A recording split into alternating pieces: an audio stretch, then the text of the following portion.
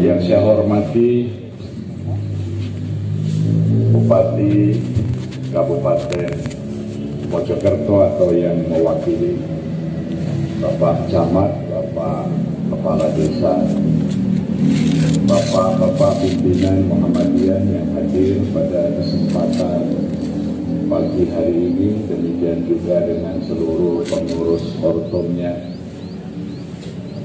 Alhamdulillah, kita bersyukur kepada Allah Subhanahu wa Ta'ala pagi ini dapat melaksanakan kewajiban utama kita, yaitu thalabul ilmi. Karena menuntut ilmu adalah kewajiban ala kulli muslim, kepada semua muslim, baik laki-laki maupun perempuan. Mudah-mudahan kehadiran kita semuanya dicatat sebagai amal soleh yang makbul. Kiai Haji Ahmad Dahlan setiap memulai kajian kepada para murid-muridnya selalu mengajak membaca Iqrar. Raditu billahi rabba wa bil islami dina wa bi Muhammadin nabiyya, atau lafaz yang lain wa bi Muhammadin nabiyya wa rasul. Ada 16 hadis sahih yang mengisahkan tentang Iqrar ini,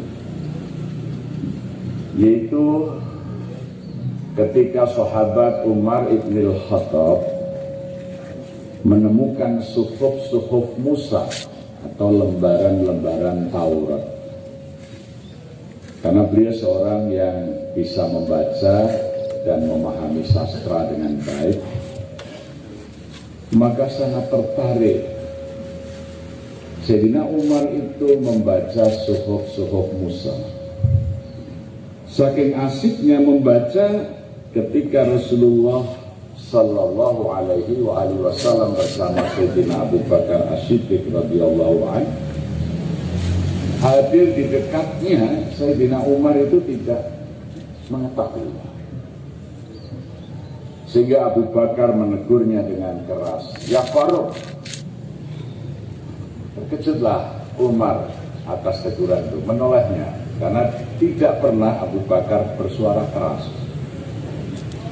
Seakan-akan Abu Bakar membentak Umar. Lihatlah wajah kekasihmu, dilihatlah wajah Rasulullah yang memerah wajahnya seakan-akan kurang berkenan. Sebagai seorang yang cerdas, Sayyidina Umar langsung meletakkan suhuf Musa itu dan mengatakan, "Raditu billahi rabba wa bil islami dina wa bi Muhammadin nabiyya wa bi Muhammadin nabiyya wa rasulullah." Rasulullah kemudian bersabda, "Ya Umar, Musa itu saudaraku. Kalau saja Musa masih hidup, dia pasti menjadi pengikutku. Maka siapa yang membaca ucapanmu itu di pagi hari, dia mati di siang hari, pasti dimasukkan ke dalam surga. Demikian juga kalau dia mati di malam hari, petangnya dia membaca kalimatmu itu, pasti dia dimasukkan ke dalam surga." Artinya apa? Umar menyadari bahwa masa kerasulan Musa sudah habis, masa berlakunya Taurat sudah habis. Mestinya yang dibaca adalah Al-Quran, ayat-ayat yang diturunkan kepada Nabi Muhammad Sallallahu Alaihi Wasallam. Tidak lagi membaca Taurat, Injil, Zabur, atau suhuf Ibrahim. Karena semuanya itu sudah dihimpun lagi dalam Al-Quran, menjadi bagian dari Al-Quran. Nah sekarang kita bandingkan, kita hari ini bangun tidur pegang HP, membaca WA, belum membaca Al-Quran. Bagaimana kalau sekiranya Rasulullah itu ada di samping kita, seperti apa wajahnya? Ya? Padahal Sayyidina Umar itu membaca kitab suci, membaca Taurat. Itu saja Rasulullah tidak berkenan. Sehingga Sayyidina Umar harus mengatakan, Raditu billahi rabba. Aku telah ridho, Allah itu Rabbu. Wabil Islami dina, dan Islam agamaku. Wabi Muhammadin nabiyya wa rasul. Dan Nabi Muhammad itu Nabi dan utusan Allah kepada kita. Ini esensi dari bermuhammadiyah. Karena Muhammadiyah itu pengikut Nabi Muhammad, bukan Dahlaniyah, bukan pengikutnya Kiai Dahlan gitu ya. Jadi kita ridho menjadi pengikutnya Rasulullah Sallallahu Alaihi Wasallam, maka kita ittiba kepadanya, bukan taklid kepada siapapun. Ya, ini esensi ajaran Muhammadiyah. Ingin menjadi pengikut Nabi Muhammad. Dibuktikan dengan apa? Ittiba. Qul in kuntum tuhibbunallaha fattabi'uni yuhibbukumullah wa yaghfir lakum dzunubakum wallahu ghafurur rahim. Dalam surah Al-Imran 31. Katakanlah, hai Muhammad, kepada umatmu, in kuntum tuhibbunallah, jika kalian benar-benar mencintai Allah, fattabi'uni, ittiba'lah kepadaku, kepada Nabi Muhammad. Jadilah pengikutku, jadilah Muhammadiyah, pengikut Nabi Muhammad. Ya.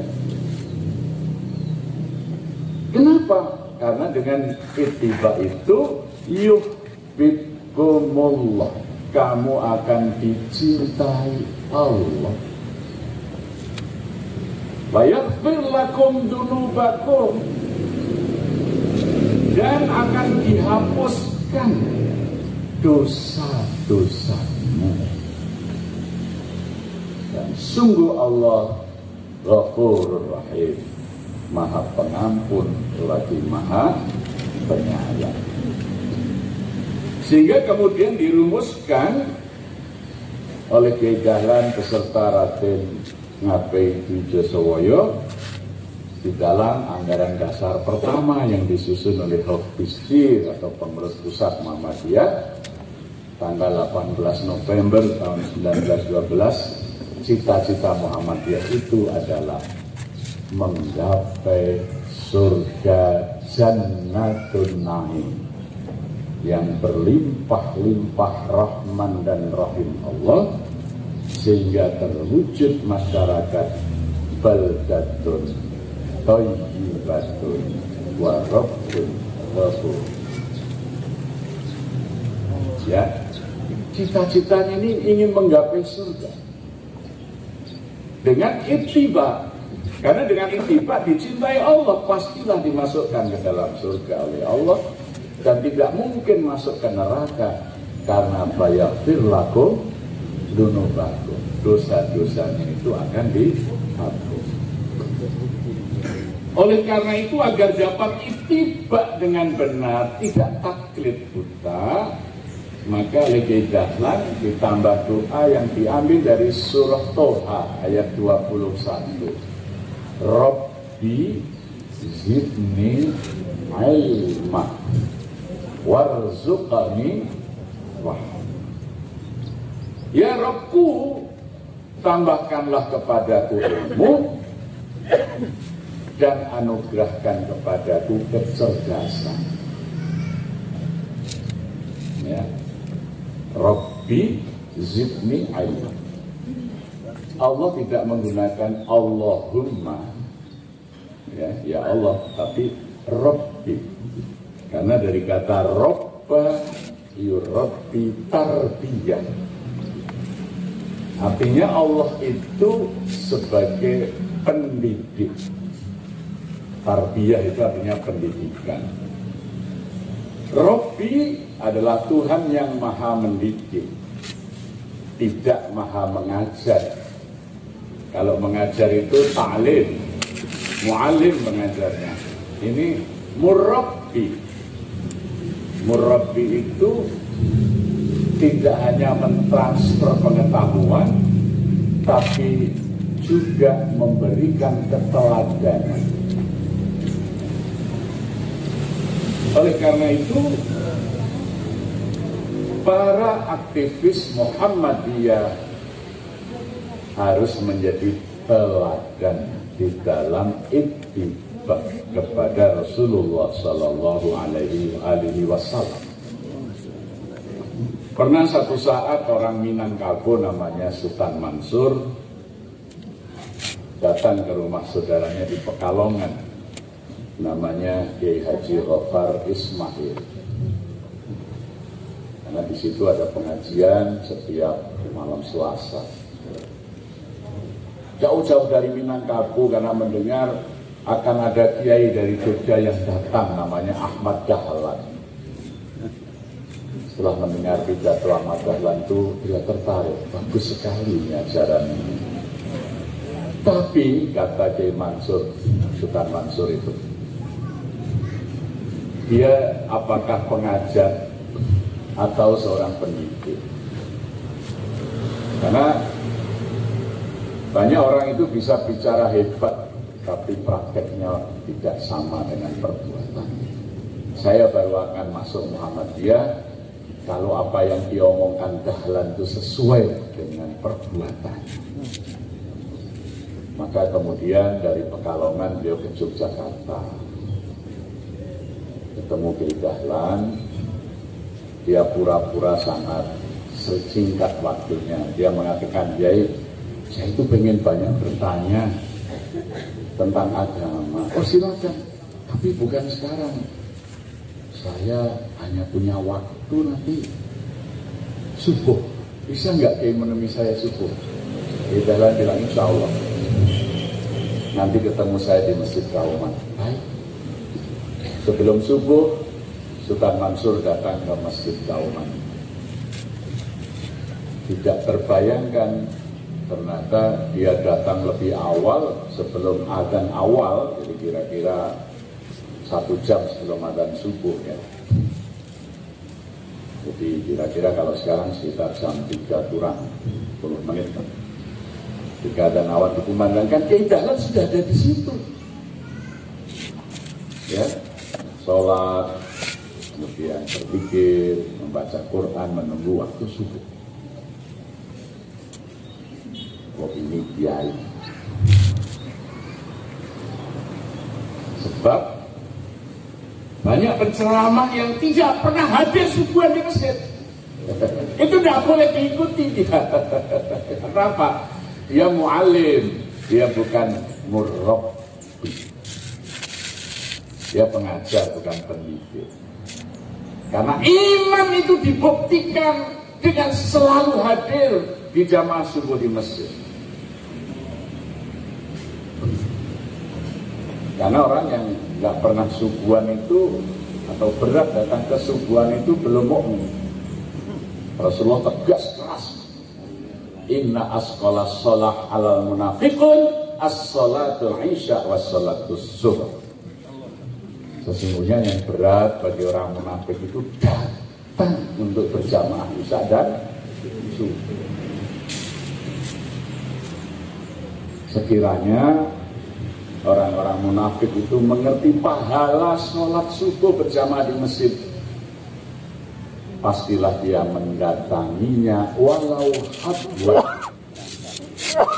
sekalipun dia datang dengan merangkak. Maka dulu Buya Hamka mengatakan, kalau mau melihat jumlah umat Islam, lihatlah di hari Jumat di masjid-masjid, itulah kaum muslimin.